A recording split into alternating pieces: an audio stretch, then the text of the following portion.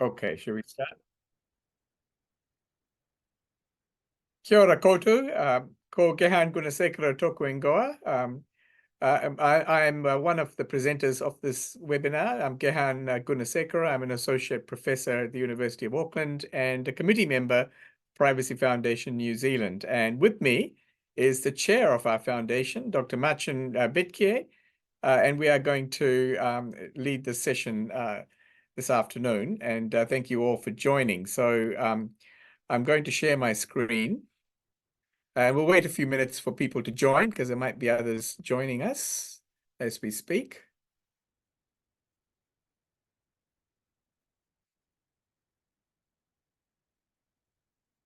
Okay, so hopefully people can see the slides. So we are speaking really on behalf of the Privacy Foundation, but this is really a general commentary. It's some views, not necessarily all the views of the Privacy Foundation only. I mean, I have some views and my chair has some views, no doubt, but people have different views about biometrics, and it's not possible to cover everything in a 50-minute or 1-hour session. So there are so many aspects of this, we could spend days discussing it. So this is just a snapshot of some opinions and views of this new technology and what it might mean for all of us. And the first thing that when we talk about biometrics, of course, biometrics is not new. It's if you think about fingerprints have been in use for over 100 years. So what's different now is the use of the technology to do analysis and intelligence on biometric aspects of our bodies and behavior. So just a starting point for discussion, and I'll go over the outline of what Marcin and I are going to talk about in a minute. But just a starting point. This is myself on the picture on the right, standing inside a Westfield shopping center quite recently, and there are these billboards that have a little. If you look at it, there's a little camera at the top of the screen.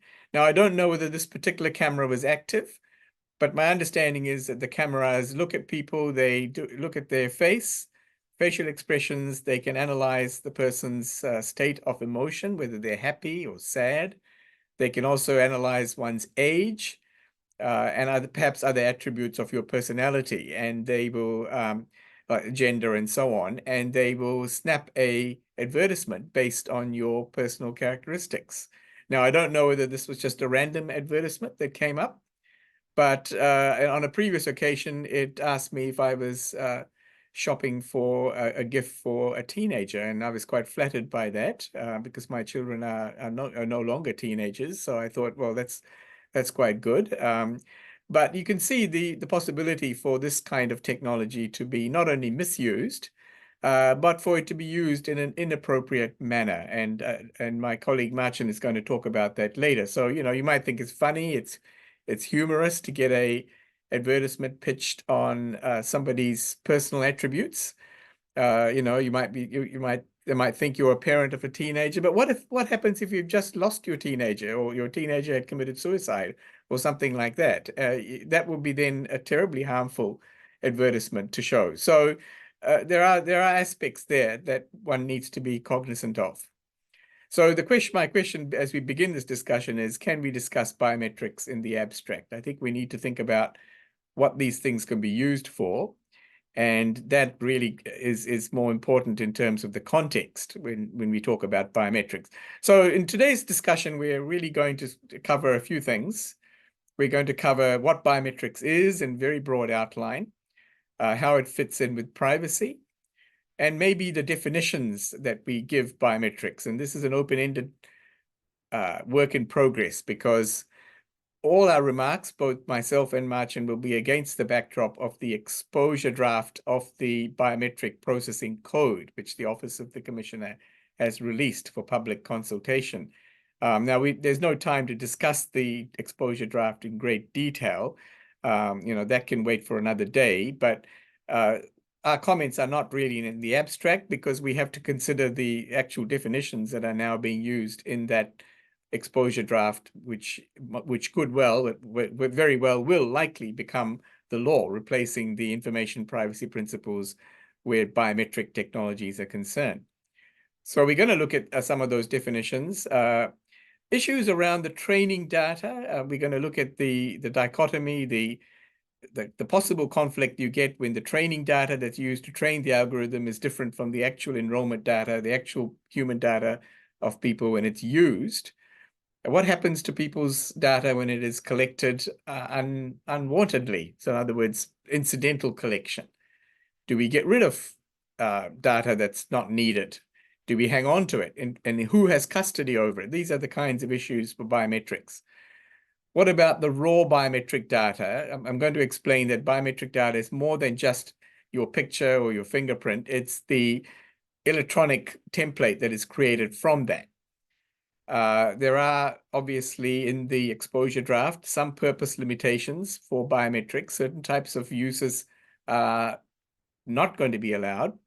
Should there be other uses that are not allowed as well? So that's something we're going to look at. Should there be safeguards and additional safeguards where you have an unequal power balance relationship, like an employer and an employee? Should we have additional safeguards? And towards the end of the presentation, or to the second half of the presentation, my colleague Marcin is going to look into these aspects and, of course, the role of individual authorization, which is always problematic, but it's an issue that we in the Privacy Foundation think should be given a little bit greater weight. And if so, how can that be done? That is something that several people are quite concerned about. Okay, so let's kick things off. I thought as an academic, I always like to look at things from the theoretical point of view. The Australian Law Reform Commission more than a decade ago had a detailed analysis of privacy, and it thought about all the different types of privacy, not just information privacy, not just the type of privacy that's covered in our Privacy Act, but privacy spans a very big topic. It's more than just data privacy or information privacy. Obviously, information privacy is one of the most important areas, and so that's the first category, controlling information. But there's also territorial privacy. We think of your house, you have the laws of trespass that protect you in your property. And so these are privacy interests that are protected by things other than information privacy laws like the Privacy Act. And then we have the Bill of Rights. We have interference with your person. You don't want somebody to just be able to come and search you physically, bodily, without permission, unless there is good reason for that. So interference with personal privacy, including locking someone up or imprisoning them, that is technically a breach of their personal space, their personal privacy. And then there's communications and surveillance privacy, your emails, your texts, your social media messaging. Now, of course, you might think category 1 and 4 overlap, and there's a lot of overlap between these categories. And an interesting issue to consider is whether, in fact, informational privacy is the most important type of privacy, because if you have information about someone, you know where to come and find them, you know where to violate their personal space and where to invade their property. So some would argue that informational privacy is the most important category. But when we look at biometrics, we've got a problem. Where does biometric technologies fit into this? Because biometrics is looking at, it's not necessarily touching you, but it almost has the same effect of being an imposition on your body. So you might think it's kind of like an interference with your person, because your face is ultimately a part of your body, and other aspects, your eyes, your fingerprints, and so on, are part of your person. So biometrics fudges these boundaries. So we see a new technology being deployed, which potentially spans more than one of these types of categories. And obviously the idea is to get information about you, but it could also have a detrimental effect on people's personality, their actual person could feel violated. And that's something Marcin might speak about a bit later on. So again, I often encourage my own students to think about some of the privacy theories that underlie privacy. And privacy experts and scholars have not been able to agree on any one theory of privacy that is the master theory that explains everything. But it's probably true to say there are a number of theories that explain why we need privacy. And this is more to do with the why. Why do we need privacy? And There are American scholars like Gavison who have said it's about access to the self. You want to restrict who has access to yourself or aspects of yourself, whether it's information about you, whether it's your body. We don't want to give unrestricted access to people. Bluestein talks about personality, dignity. It's about your dignity, your mana. Now, in Aotearoa's case, in New Zealand's case, we might think about the Te Ao Māori perspective on this. Dignity goes to more than just a living person. We might think of somebody who, after they're passed on, after they're deceased. And this came up, of course, in the Ellis against the Crown case, Ellis and the Crown, because arguably, or the Supreme Court agreed that a person's mana survives their death. Now, where does biometrics come into all of this? Well, let me give you an example. So biometric technologies are getting so advanced now that apparently these technology companies can scan images of long deceased individuals, long dead individuals, whether it's from obituary pages or old magazines or newspapers. And because biometrics is tied to your DNA, it's tied to aspects of your personality, resemblances can be found. And the biometric technology can very quickly identify, well, they think it had, and there have been cases where current living relatives of long dead people have been identified from the pictures of the dead people. So that just shows you that biometric technologies have a potential to cross over into that personhood space. Freed talks about intimacy and relationships. Again, this theory was regarded as somewhat outdated now. Privacy is about more than just intimate facts about someone. But biometric information can infer intimate facts about someone from just an ordinary fact, just the way you walk or the way you behave. The biometric technology could analyze that you've got some really serious psychiatric illness, or you've got some really serious physical illness. So intimate, sensitive facts can be derived from just ordinary observation using biometric technology. So these are some of the theoretical issues where some of these old theories might still have relevance. And as I often tell my students, technologies change, but theories change much more slowly. And the theory can often be useful to craft solutions to the problems that new technologies have. So let's look at what biometrics is. So biometrics is really looking at some physical attribute, possibly only physical, but is it only a physical attribute? Could we also look at behavioral attributes? And this is where the technology is now going. A person can be identified and categorized, not just by your behavioral biometrics. And behavioral biometrics are defined in the code as a measurement or record of the way that an individual characteristically, oh, sorry, I'm reading the wrong one. Sorry, physiological biometric is a measurement of a physical appearance of any part of your body, including your face, fingerprints, palm prints, iris, retina, or vein patterns. So there's a fairly comprehensive list. So these are things that can be analyzed. And what's different now from the old fingerprint analysis where you had some police expert looking at a whole lot of fingerprints is you can apply artificial intelligence and you can apply automated computer processing, which means an algorithm can quickly analyze attributes. And it can, for example, measure the distance between my nose and my lips, or my nose and my eyes. And each individual has a very unique characteristic when those things are matched. And so that allows a person to be identified even if only a small part of the face is exposed. So that's your physiological biometric data. But technologies are moving apace, and technologies are allowing people to be identified by behavioral biometrics as well. So the way somebody walks. And we all know that we as humans have intuitive ability to do that.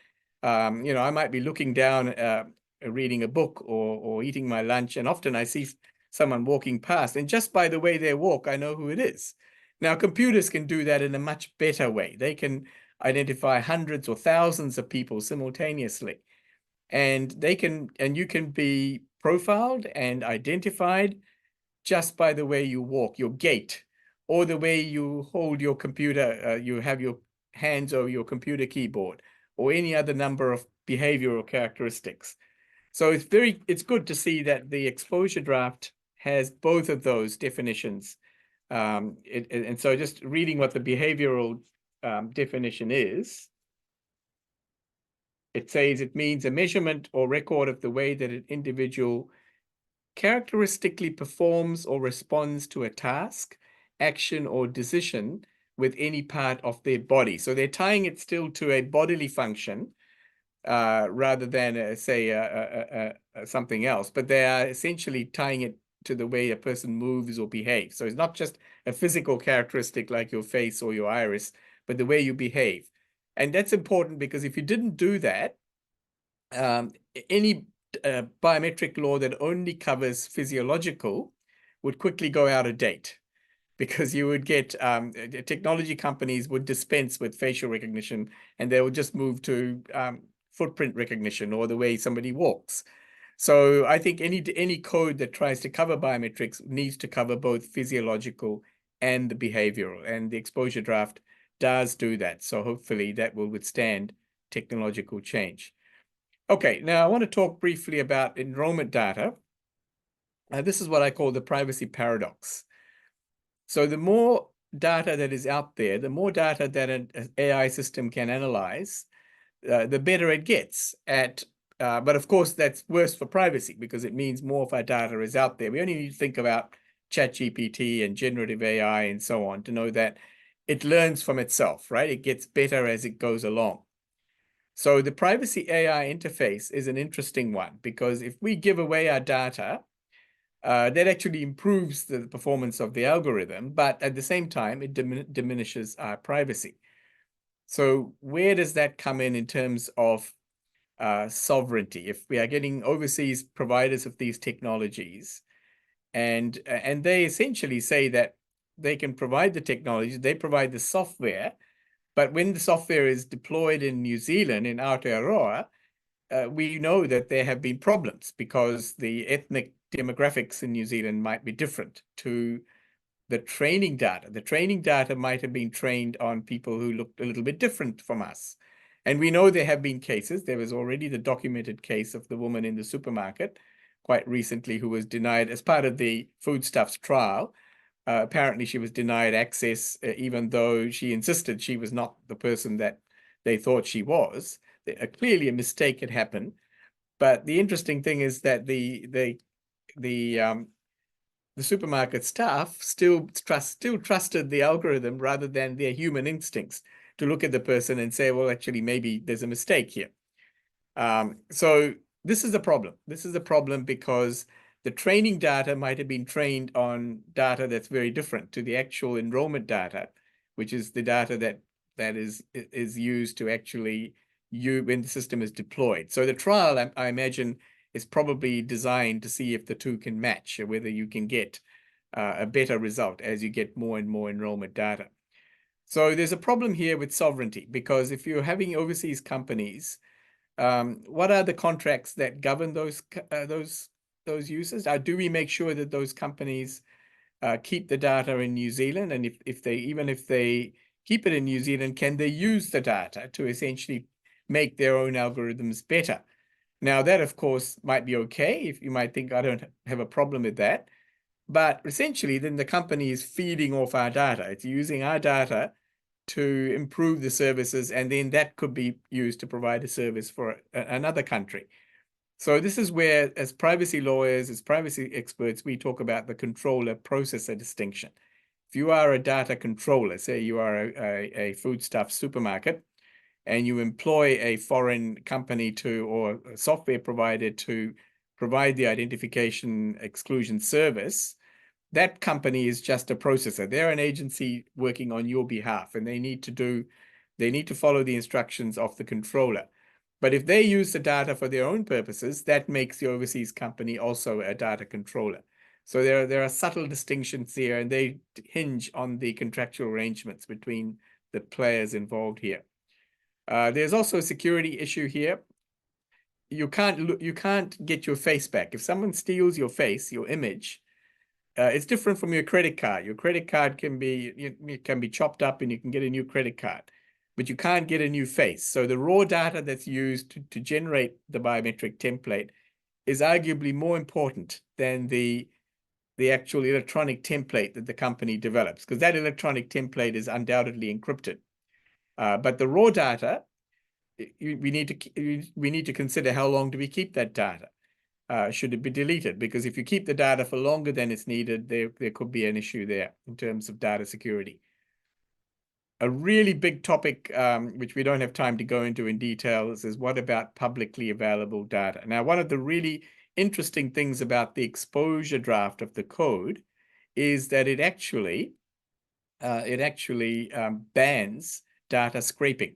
So data scraping is where you get a company basically going and trawling the internet, going through people's social media accounts, their LinkedIn accounts, and getting all the publicly available pictures, images, and putting it into their database. Now, there is a harm in that, because that arguably is a security breach for those companies, but it is also a harm in the sense that you are collecting excessive amounts of information. So the biometric and arguably biometric data should not be obtained in that manner. And the code does close the door pretty much. There might be some small gaps here and there, but our reading is that the proposed code doesn't allow data scraping. It allows publicly available information to be used in some cases, but not where data scraping is used. And there's a specific definition of data scraping. Now, just a little bit of a hint for those of you who haven't looked at the exposure draft of the biometric processing code. A lot of the stuff in that code is in the definition section, in the definition clauses. Before you start looking at how it amends the IPPs, the Information Privacy Principles, it's important to get a handle on the definitions. And I imagine these definitions will be changed in the consultation period, because there is certainly room for improvement, and people might suggest ways that we can do that. But have a look at the definitions. The definitions are really quite interesting, and it talks about what is scraped data. Now, things that are not so much covered that I could discover are things like incidental collection. What happens, although the code does say, the code does lift the bar from the general information privacy principles that we currently have in the Privacy Act, because it says that companies using this technology do need to say what their retention policies are at the start. So when you inform people this is happening, that information has to be given. Should we ban certain types of purposes altogether for biometric, like the example I showed you at the beginning of the marketing billboards? Should we use people to be, and I see that the code does cover not just biometrics for the purposes of identification, but also for classification or categorization. So that would cover, those billboards would be covered by this biometric code that is being proposed. So you can't get around it by saying, oh, we're not identifying you as an individual, therefore we're not covered by the Privacy Act. Well, under the code, you would be covered. But should we ban marketing uses altogether? I think the Privacy Foundation thought that would be much easier than leaving the door open. But the code leaves the door open to uses for marketing purposes. But it does ban certain types of things, like emotion analysis, identifying a person's emotional state, their physical state.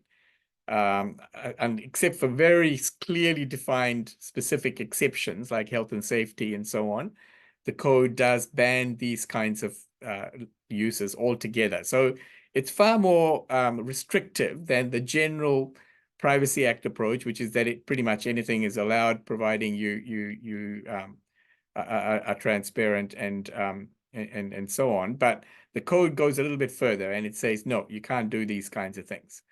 Now, sensitive information is not actually a separate category in our Privacy Act. Our Privacy Act doesn't, unlike Australia and the European regulation, the GDPR, most foreign laws have a separate category of protection for sensitive information.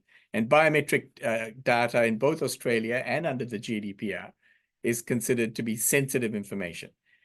So that's an area that it needs to be looked at because our Privacy Act doesn't have a separate category for sensitive information, which is again another very strong reason why we need a biometric code. We need specific regulation of biometrics. We can't just leave it to the Privacy Act, because the Privacy Act doesn't say anything specific about sensitive information like our health data or our state of our body, which is really sensitive information. An issue that comes to mind is, what about discoverable information? So there might be something that is perfectly an innocent capture of my face, or your face might reveal that we have some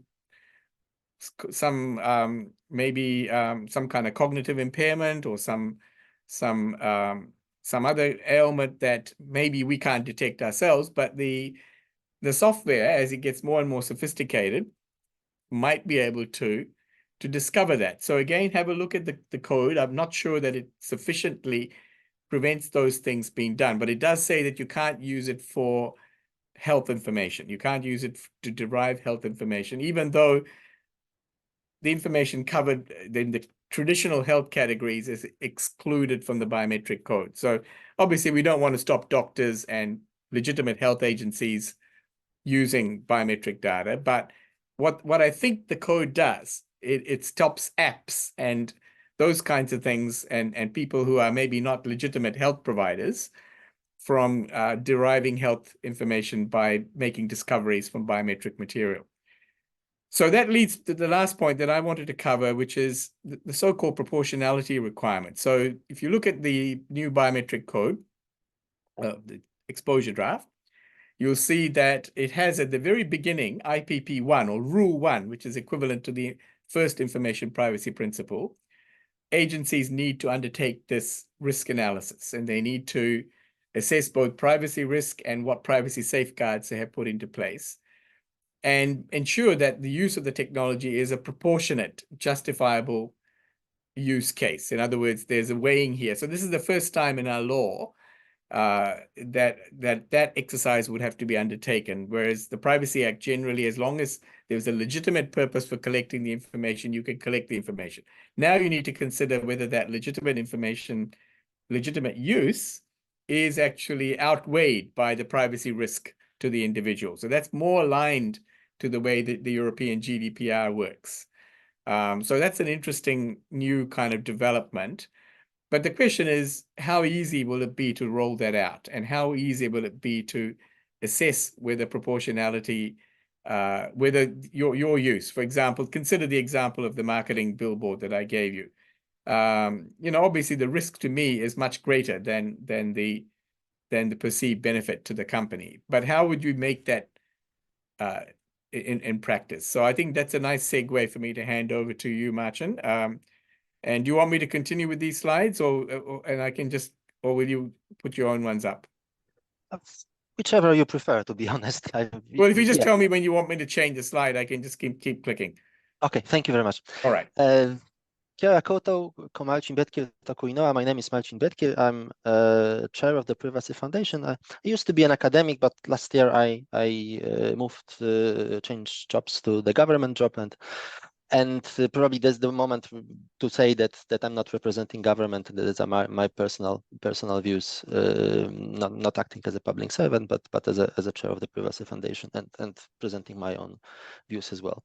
So going to the proportionality test and the code, and because Privacy Week is about busting myths, so I was thinking that this is a good opportunity to bust one myth, which is about consent or consent of the individual to processing or collecting and using that person's data, and the myth says that because the online consent or consent, those notices, terms and conditions presented online multiple occasions are useless, because we basically have to agree, and we consent and click and mark the checkbox, and so therefore consent is not a tool, no longer a tool. So individual cannot really authorize his or her data processing. It has to be done something in a different way, And going towards the biometrics code, so if consent as a tool to authorize data processing is that, we should do a privacy impact assessment. The privacy impact assessment, for those who don't know this, the risk exercise or risk weighing exercises, what Gehan told about the proportionality test. So this would be that sort of exercise in which the privacy experts will sit down and think what are the privacy risks, and decide what sort of how the privacy process of collecting and using individuals' data should look like. And the code, it goes exactly that way. So it doesn't really puts consent or individual acknowledgement or consent or authorization in a very prominent position. It's one of the factors which are listed as a potential safeguards. So going that way, I would like to kind of touch the core of that biometric processing, the question of actually who should decide about the fact of collection of biometrics. Should it be decided by the agency or the people who are collecting it and using for their own purposes, or maybe it's the government for the social purposes, or should the individual has a say? Should he or she be asked, or should he or she be consent, and if so, how? So breaking down that approach from the exposure draft of the privacy of the biometric processing privacy code, it is actually the idea that we will gather all the experts in the room, the privacy expert in the room, that there will be experts from the agencies. And each agency will have to do it. They will assess on potential privacy harms and risks and design the system in a way that minimizes privacy risks, weighs benefits against the costs, and makes the system or approves the system if those benefits outweigh privacy costs. So what's wrong with that approach? And could you turn the? Thank you very much. So is privacy impact assessment a silver bullet? So first thing about that first fallacy is that the agencies actually will have those experts that will be available to assess those privacy risks and benefits. So agencies will have the right people available, and whether they will be engaged at the right moment when the process or the privacy the biometric system is at the design phase, or maybe it's already decided that it will be deployed and they will just have to fill the box and put the risks in. So that presupposes that agency has the right people, or will have the right people. Every agency, big one, small one, and that they will be engaged at the right moment. That probably it won't be the case in each individual time. And the second fallacy is that it is actually, and goes even deeper into privacy, it is possible to predict all potential privacy problems or privacy risks and harms. The code says that the agency have to look into different demographic groups of New Zealanders and assess take this as into consideration cultural factors, and that somehow presupposes that the experts will be able to ascertain somehow that for everyone, for each demographic group, or the main demographic group maybe, that what sort of privacy harm they can suffer, people at the agency. And then it somehow presupposes that the privacy can be defined purely objectively from some sort of position of an expert, of a reasonable average maybe person that can do and can say those are the privacy risks, without really asking the individual what's their perspective on that.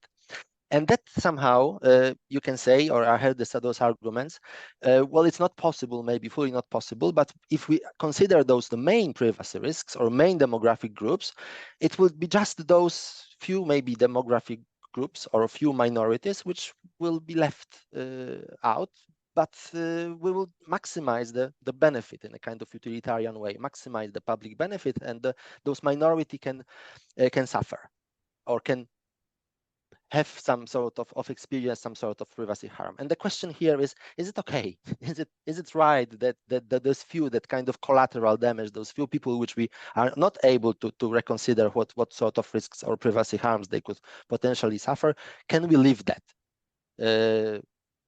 Thank you very much, Gehan.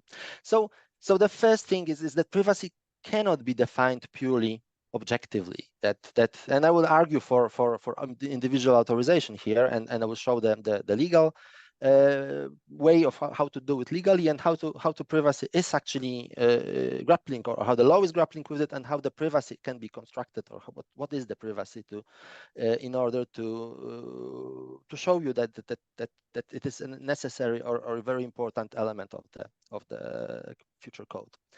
So privacy is not really purely objective, reasonable person perspective. Yeah? Privacy is about the exposure of or the barrier or limit of what is private, what is public.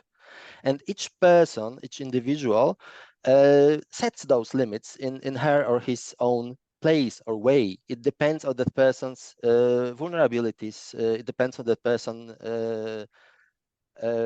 particular moment of life. Sometimes maybe it is about the job. Maybe job requires more exposure, but some jobs requires less exposure. Some jobs are not or there are security risks with the job, and the privacy, the person would like to perceive more privacy. So exposure, either physical or by the means of data, and biometric data is in a very particular position of describing our body and identifying us, is unique and very sensitive. And the closer is very close to our core of who we are actually, or that it is used very often to identify us, creates great risks that are different for different people, and those harms are different. And if we take, for example, into the person's presence at somewhere, when that person can be photographed, or when the facial recognition technology is operating, there will be many reasons where people can feel that they could be potentially be harmed because of their presence there is recorded first, and they are recorded and they are identified in that place. Maybe they said to someone that they are in somewhere in some other place. Maybe they are afraid about their racial identity or ethnic identity, and that could be used somehow against them, and that the surveillance system records that, and they will be treated unfairly because there is some machine behind that is not, for example, capable of treats people unfairly, different people of different skin colors. Maybe they are not just shy because they have some scars or deformations, or they just don't want to show the face and be recorded on the record. Maybe they have some unwitting or their facial expressions, and they don't want to be disclosed. Maybe it's a religion thing actually, because maybe they don't have I don't know, the covering, or maybe it's that place is could be considered as immoral, or maybe it's a, I don't know, sex shop, or a gay bar. Maybe it's a sexual orientation thing. There was a lot of research about systems, facial recognition systems recognizing sexual orientation, and part of that research is fake, but people are scared about that. Maybe it's about family, maybe it's about, so there are a number of reasons, and actually the people would like to preserve their privacy. And that's dynamic as well. It's not that we have a one privacy stance for the whole life. Sometimes we are afraid of because the job changes, because afraid of our security, because maybe we are working or started a new job as a prosecutor. Maybe it's a mental health nurse, or maybe we have a stalker, or maybe there's some bad breakup and vindictive ex, or there may be different situation in which people they would like to dynamically change their privacy settings, and don't expose themselves because not the same way as an average person. And therefore privacy is actually not a state, it's a process. It's a process of selective self-revelation, of self-disclosure.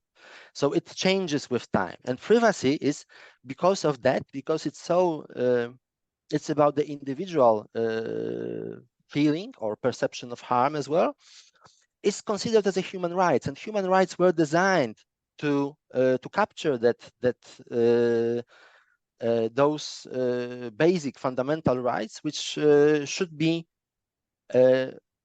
left to the individual, regardless of actually what the states or the authorities are doing with that. And that idea was coined after the Second World War. So just sip of water. And just the last thing on this slide, actually there was a survey of Privacy Commissioner survey which was announced yesterday, showing that New Zealanders want control over their data and the right to the data to be erased. So they want to have some sort of control. Would you swap the? Thank you. So how data privacy laws grapple with this, that the privacy is not just objective but subjective and objective, defined by individual and by society at the same time. So for example, tort law, which I used to teach for quite a long time, there is a reasonable expectation of privacy test, and that test merges together the individual expectation of privacy and the societal expectation of privacy, how they are objective. But it doesn't leave everything to the objective one, assessed by someone else, but it takes into account what the individual wants his or her privacy to be, what the individual wants to have preserved from the public eye. And privacy laws, and I wrote 5 years ago or 6 years ago a book about consent, about and I analyzed different data privacy statutes across the Commonwealth countries. There's always all those data privacy statutory law. They always present mix of authorization, social and individual one. And New Zealand is in a particular place because our consent in our Data Privacy Act is very weak. However, if you look more broadly, there's always a mix of authorization. Either it's social, so the society decides somehow, or there are some legal or social norms that decide that something could be revealed, or it's left to the individual. And if it's left to the individual, there's usually a consent process. And here we are with the consent. And if it's left for the society to define, there are either legal rules or some exemptions which allow data use for some society goals. And it depends on the goal of the system, on the service. So for example, public services where people will have to participate somehow into that because state authorities pay benefits or they require individual data to issue a passport or and so on. Those are usually authorized by the law, by the statutory law, while the private contracting cases are usually authorized by the individual authorization because individual wants particular service and he or she wants that and consents or agrees to a contract and so on. There are socially beneficial uses of data, which I'll define also in a kind of social way. So journalism, for example, is often exempted from the data privacy law because journalism is in a public interest activity. Archiving, medical prevention, we saw during the COVID that use of personal data was much wider because there was a public health situation. So the point here is that there's always that sort of mix. New Zealand is, and I understand that New Zealand is in particular place on this spectrum, which uses individual authorization very little. But if you talk to New Zealanders, if you ask New Zealanders whether they want to have control over their data, when they are photographed on the street, the average person, and I saw it many times, ask, have you asked me for consent? Have you asked me whether I agree to be photographed? And this is kind of normal reaction from people. So people feel instinctively, and that is also reflected in those survey results, that they should be asked, that the data about themselves should be somehow controlled by them, or should be somehow they should be asked for authorization. So consent. Going into what consent is. Consent is a way to obtain that individual authorization, but as I told you at the beginning, it doesn't fit all the contexts. It doesn't fit the context in which there's a one-to-many service, so it's like a public place, for example, because it's not possible to ask every single person then about the person's authorization. There's a question whether biometrics should be used at this place at all, but this basically, I'm just telling that this sort of service cannot be, it's not reasonable to be authorized by the individual. But in one-on-one, like this contracting situation, it is natural that the individual is asked. The problem with consent is that it is in one-off authorization, and usually it's people are asked at the beginning of the entering into agreement or contract in which the data will be collected long term in the future and will be used by the organization, by a company like social media, for example, platform, in many different ways. So they are asked at the beginning of that. So they are not able to ascertain what possible uses of data that social media or any other company will be putting their data into. And they see the immediate benefits of joining, but the risks are not known to them. But they're asked at the beginning as a one-off consent process. And it's actually, the point here is that consent, so that one-off authorization at the beginning, is not able to control the whole process of that. There should be something more to that. Do you swap? Thank you. So how to do it? And that's the last slide. So how to do it? Well, use the individual authorization only for the right scenarios, for the scenarios in which the individuals can authorize their data, use of their biometric data, and not for those in which it is not possible because of the physical limitations. Yeah? Preserve conditions for consent. Don't put the emphasis on consent, because consent is the one of the way of the individual authorization, and that authorization should be autonomous. So the individual should intend to agree to authorize the use of data, should understand that, and should not be put in the position in which that person is coerced or compelled to agree.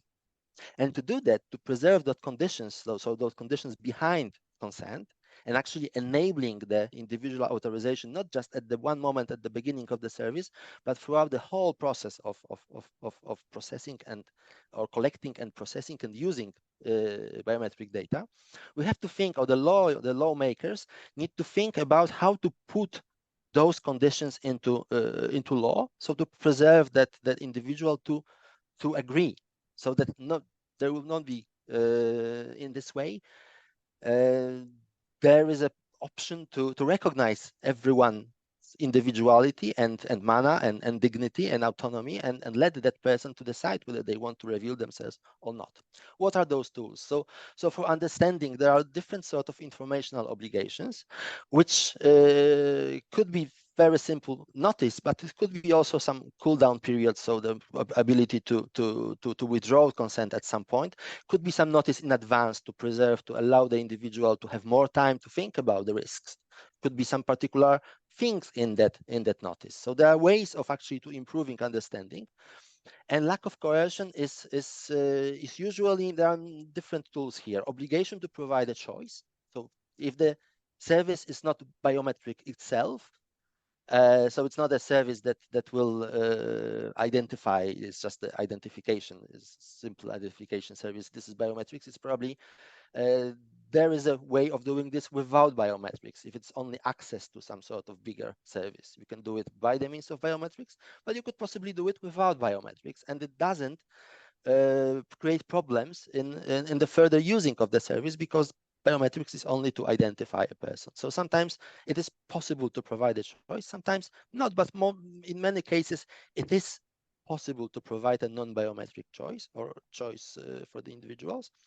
And it could be supported or strengthened by the prohibition of bundling authorization with a service itself. So sometimes for example, social media platforms give just one tick box. So if you consent, you just agree to everything inside. So they can bind the advertisement, the fact that they are advertising the data, with consent for using personal data. It could be structured in a more fine way, in which the non-necessary aspects of the service that don't rely on personal data, don't really are necessary, personal data are not really necessary to provide them, are simply not bundled with that. So individual can access the service without that the data collection.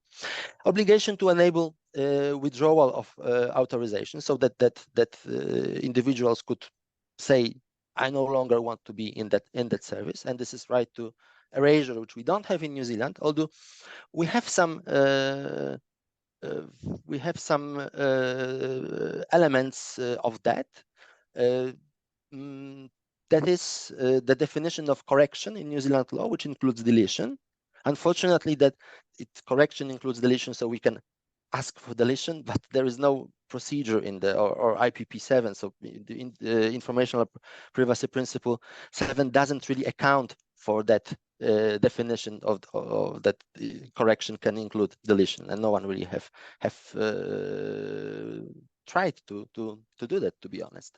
So the code could actually provide, based on this definition, and extend that principle to enable people to delete their biometric data, and that's very reasonable, I think, because the people can say, I no longer want to be subscribed to their service, but I don't no longer want them to keep my face, my fingerprints, my irises, my things that are deeply mine.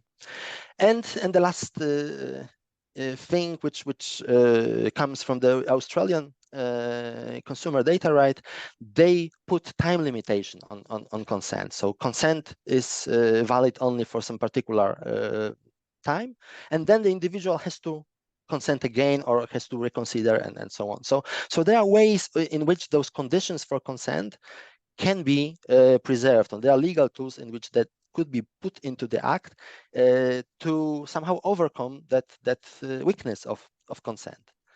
So, and that's probably all for today. Just to reiterate the point, consent as a one-off tool at the beginning of the process and as a one-size-fit-all tool to enable data authorization or enable authorized data processing might not be fit for all particular purposes, but it's fit for particular purposes, for many purposes in which individual have to or should be asked. And biometrics is very sensitive data, and individuals, I believe the individuals should be asked about and authorize the use of their data.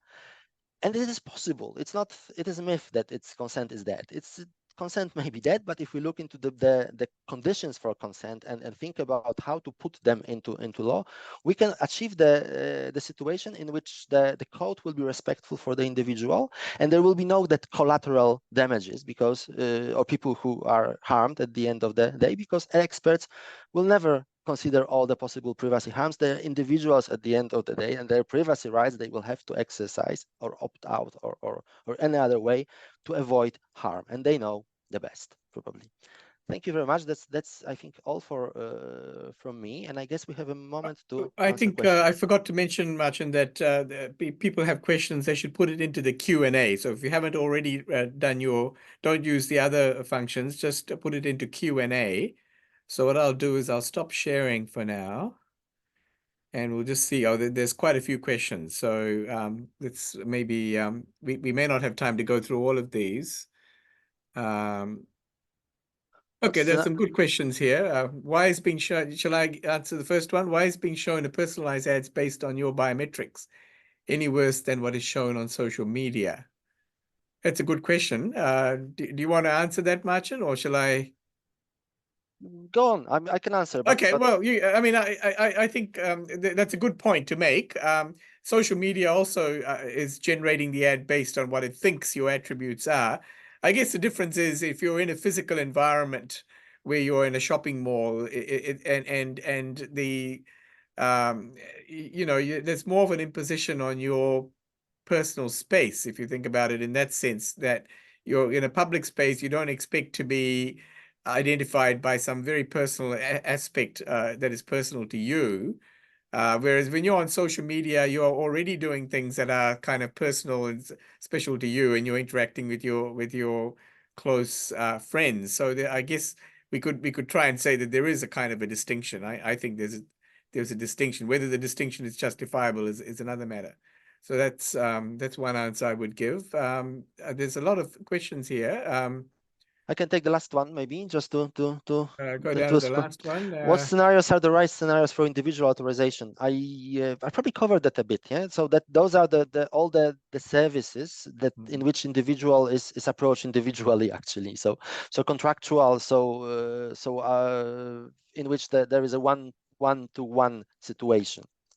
I guess that could be there, for example, also gates at the airport when there is one queue for individual who would like to use biometrics, and the path also for those who don't want to. It's So the options, isn't it? It's that people should always have a non-biometric option so that there may be reasons why you might not want the biometric kind of identification or classification. The airport situation might be a special one because it's easier to meet the threshold test for that when there's a public purpose, public security purpose, as opposed to a marketing purpose. And this is the issue that I have when people simply think everything is okay because airports use it, then we can use biometrics for any purpose whatsoever.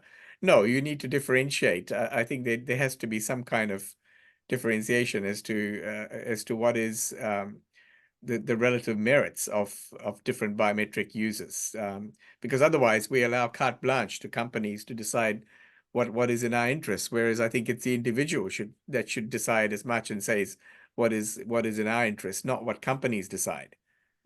I guess That would be an answer that I would give to that kind of yeah. question. So just thought that the more general thought behind that could be that there are societal interests, strong Mm. societal interests behind that. And I give an example of journalism, so public interest in getting to Absolutely, the absolutely. Yeah, information, yeah, security, and so on. Yeah. yeah. No, those are all valid points. We probably have time for a few more of these questions. Let's have a look. Look at the next one. Shopping centers should have disclaimers. Well, under the new biometric, under the proposed code, there has to be conspicuous notices, and there are quite quite a few requirements as to what that actually means. So, if you wanting to familiarize yourself with the proposed code, you need to look at what that actually requires somebody to do. What somebody says, why isn't the Rotorua incident enough for the recognition trial to be shut down immediately? My understanding is it's a trial, so this is almost like the sandbox concept. I don't know much, and maybe you could explain what that concept is of the sandbox kind of regulatory. Do you mean AI Act or sorry, just Well, I mean, was there's no. was It's really it's been sanctioned by the Office of the Privacy Commissioner. So and just exactly to see how many of these kinds of mistakes occur. And then at the end of the trial, I guess the commissioner will be in a position to say, this actually was justified or it wasn't. And they might say, well, actually, in terms of the benefit, the supermarket didn't derive significant benefits from the actual number of errors that occurred. And it's, I guess that's the whole, that's the justification behind it. Mhm. Um, I and think that another very good question, and thank you for asking this. I'm not sure who asked this. Does scraping prohibition only relates to biometrics so far? This is an issue, as Marcin knows, that we in the Privacy Foundation are quite concerned about. At the moment, there is an attempt to, there's a privacy amendment bill for the Privacy Act itself, which is going to close off a loophole, which is where indirect collection occurs. So, and this is where an agency collects information from someone other than yourself about you. Indirect collection. In future, they will have to advise you that they are doing that. But there's an exception to that. They're saying where it's publicly available publications.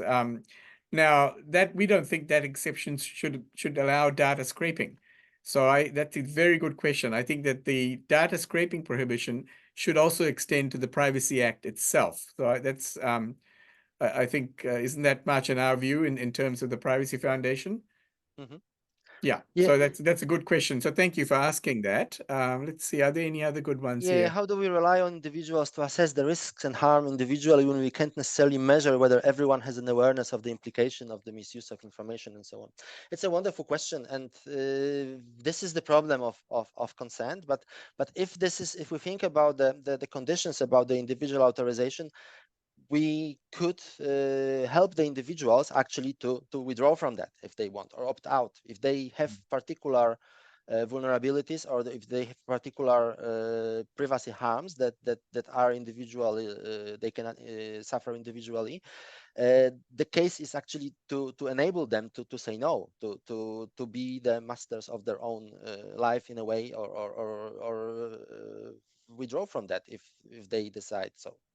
So even if it is not perfect at the beginning, because it cannot be ideal at the beginning, by enabling that choice and withdrawal, we respect people to and giving them the agency to actually decide about themselves. There's somebody wants to know if our slides are going to be made available. I think they probably will be. Is that correct? I think we can Yes, make yes, that's yeah, we no can make problem. them available to whoever will put them up. That's not an issue. I guess we have to wrap up. Any other questions? Take the last one, and yeah. Yeah, what's the last one we got here? Well, could our face become a form of cash? Instead of cash. I mean, I don't know. I think I would always like to see a situation where you have an alternative, because you know, this is what Malcolm Crompton, the former Australian Privacy Commissioner, says, that if you rely on a specific technology for identification, for example, and everyone relies on that technology, this is like the digital god. What happens if the digital god decides that you don't exist? Then you can't do anything. You can't exist. You can't buy anything. You can't buy food. So yeah, I think there has to be a world where there are always alternatives to the use of a particular technology. But then again, people might think that's just an old-fashioned attitude. So I don't really know. Okay, thank you Any very closing much. comments from you, Marcin? I think we're probably out of time. So No, I just wanted to thank you. To say thank you to everyone for joining us and for listening. I'm sorry that we couldn't answer all the questions, or even a significant part of them, but we appreciate your presence, and thank you for listening to us. Have a thought about arguments. What do you think about them? Get in touch with us if you want, and enjoy the Privacy Week. my thanks also to all of you for attending, and thank you, and enjoy the rest of Privacy Week. All right, bye-bye. Ka See kite. you.